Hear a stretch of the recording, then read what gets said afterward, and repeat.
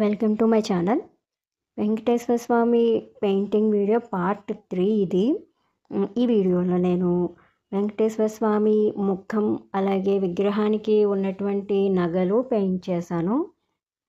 దీనికోసం black colour, white colour తీసుకోవాలి.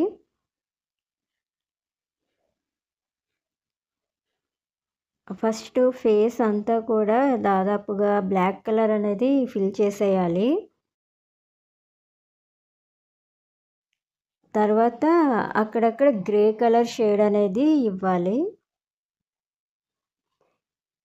ఈ ఫేస్ ఏ విధంగా పెయింట్ చేయాలి అనేది మీకు చూస్తూ ఉంటే అర్థమవుతుంది.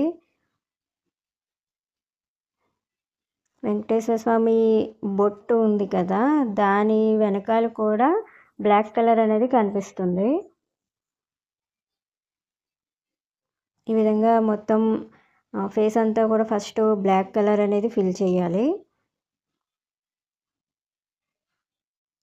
అంటే ముక్కు, కళ్ళు అలాగే పెదాలు కనిపిస్తున్నాయి కదా, అక్కడ మాత్రం నేను బ్లాక్ ఫిల్ చేయలేదు.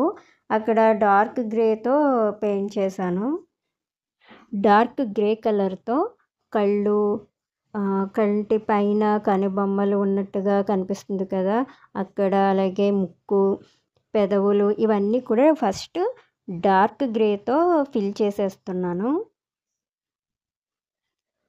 ఇలా చేసిన తర్వాత అది కొంచెం డ్రై అవ్వాలి.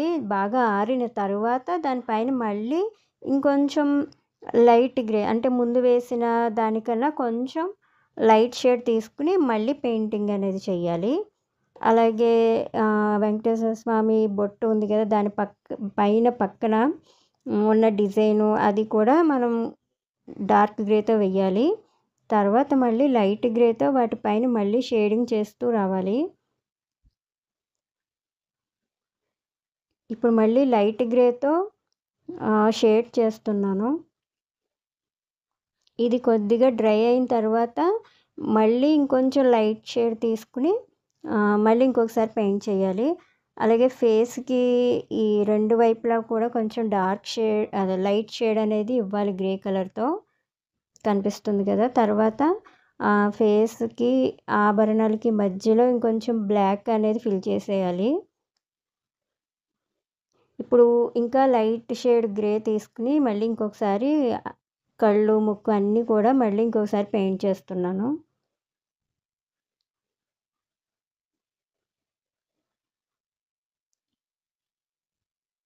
ఈ విధంగా మనకి ఆ ఫేస్లోని ఆ పార్ట్స్, అంటే ముక్కు, నోరు, కళ్ళు ఇవన్నీ కూడా మనకి క్లియర్గా స్పష్టంగా కనిపించేంత వరకు కూడా మనం అలాగా పెయింట్ చేయాలి 2-3 సార్లు లైట్ గ్రే తీసుకుని.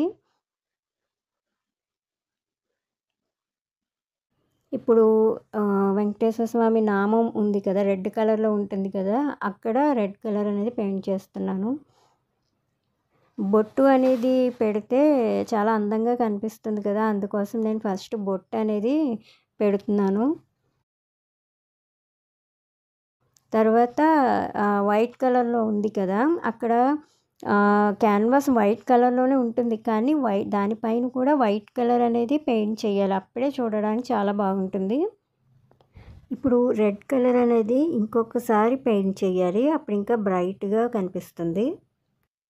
చూసారు కదా, రెడ్ కలర్ బొట్టు పెట్టిన తర్వాత చక్కగా కనిపిస్తుంది.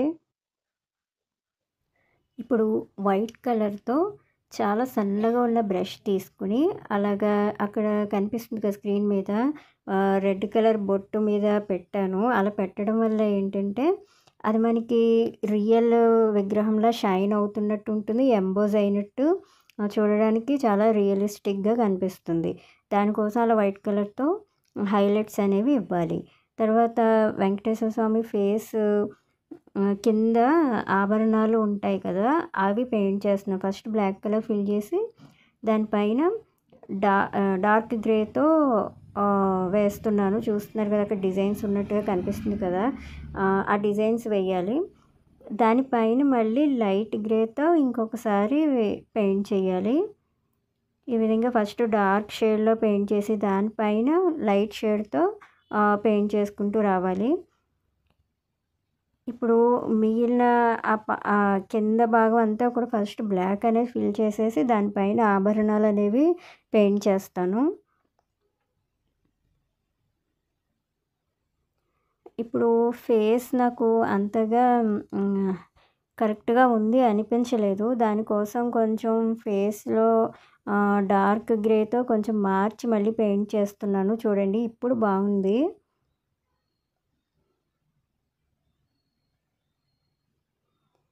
ఈ విధంగా డార్క్ గ్రేతో ఇంకొకసారి ఫేస్ అనేది సరి చేస్తున్నాను.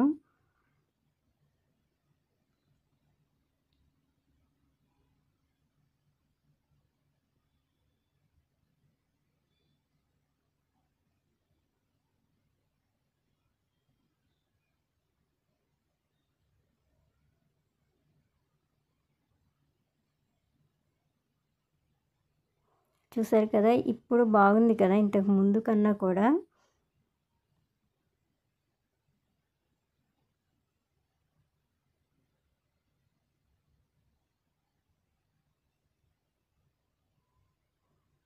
ఇప్పుడు మళ్ళీ ఆభరణాలు పెయింట్ చేయడం అయితే స్టార్ట్ చేశాను.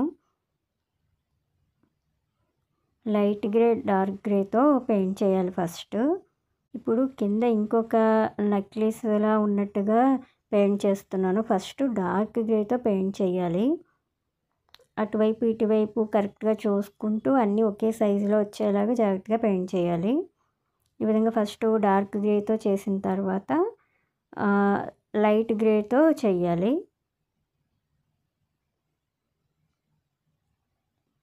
ఈ విధంగా అటువైపు, ఇటువైపు కూడా కరెక్ట్‌గా రావాలి. మనం చూసుకుంటూ పెయింట్ చేయాలి.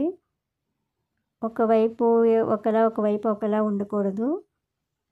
అలాగే ఇప్పుడు వైట్ కలర్‌లో ఇంకా గ్యాప్ ఉంది కదా! మనకి కనిపిస్తుంది కదా! నేను అటువైపు, ఇటువైపు పెయింట్ చేస్తున్నాను. ఇప్పుడు మధ్యలో వైట్‌లో ఉంది కదా! అక్కడ గోల్డ్ కలర్ ఆభరణాలనేవి వస్తాయి. మనం ఇప్పుడు పెయింట్ చేస్తూనే విగ్రహానికి చెక్కినటువంటి ఆభరణాలు.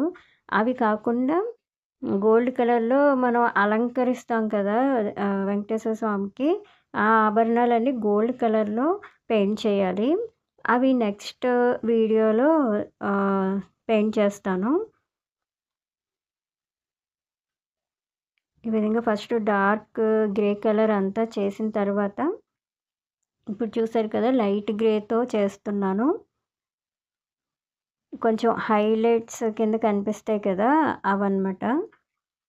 లైట్ గ్రేతో నేను మొత్తం ఫిల్ చెయ్యట్లేదు. మీరు అబ్జర్వ్ చేయండి. ఇప్పుడు ఫస్ట్ చేసిన డిజైన్ ఉంది కదా! ఫస్ట్ పెయింట్ చేసిన డిజైన్ మీద అక్కడక్కడ కొద్దిగా లైట్ చేస్తున్నాను లైట్ గ్రేతో.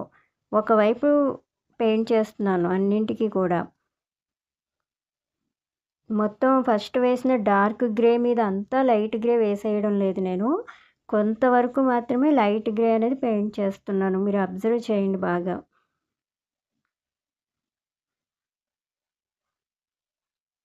ఈ విధంగా లైట్ గ్రేతో ఒక 2 టైమ్స్ అనేది అలా పెయింట్ చేయాలి.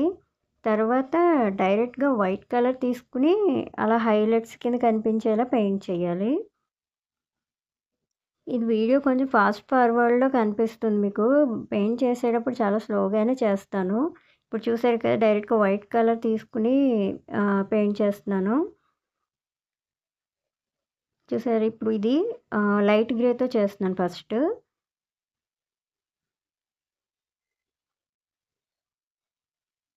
తర్వాత డైరెక్ట్‌గా వైట్ కలర్ తీసుకొని అలా హైలైట్స్ కింద కనిపించేలా పెయింట్ చేస్తున్నాను. ఇప్పుడు కూడా అంతే. ఫస్ట్ లైట్ గ్రే పెయింట్ చేస్తున్నాను.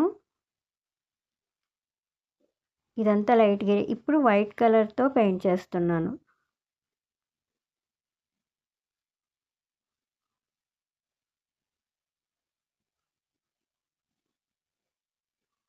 అదేవిధంగా వెంకటేశ్వర స్వామి చేతులు కనిపిస్తున్నాయి కదా! అవి పెయింట్ చేస్తున్నాను. ఫస్ట్ డార్క్ గ్రేతో పెయింట్ చేయాలి. తర్వాత వేళ్ళు ఉన్నట్టుగా మనం ఇలా పట్టుకుంటే మన చెయ్యి ఎలా వస్తుంది అలానే ఇప్పుడు శంకు చక్రాలు పట్టుకున్నారు కదా! కాబట్టి ఆ ఫింగర్స్ షేప్ అనేది ఎలా ఉంటాయో చూసుకుంటూ మనం ఆ షేప్ వచ్చేలాగా లైట్ గ్రే, డార్క్ గ్రేతో పెయింట్ చేస్తూ చూపించాలి. చూసారు కదా! ఫింగర్స్ ఇలా పట్టుకున్నప్పుడు ఎలా ఉంటాయో ఆ షేప్ అనేది వచ్చింది కదా! ఇలా మనం లైట్ గ్రే, డార్క్ గ్రేతో ఆ షేప్ వచ్చే విధంగా పెయింట్ చేయాలి. ఈ విధంగా వెంకటేశ్వర స్వామి పెయింటింగ్ అనేది పార్ట్ 3లో ఇక్కడ వరకు పూర్తయింది. నెక్స్ట్ పార్ట్‌లో నేను కిరీటం, మిగిలిన ఉన్న ఆభరణాలు ఇవన్నీ పెయింట్ చేయడం అనేది చూపిస్తాను. ఈ వీడియో ఎలా ఉంది అనేది మీరు నాకు కామెంట్ చేసి చెప్పండి. Thanks for watching.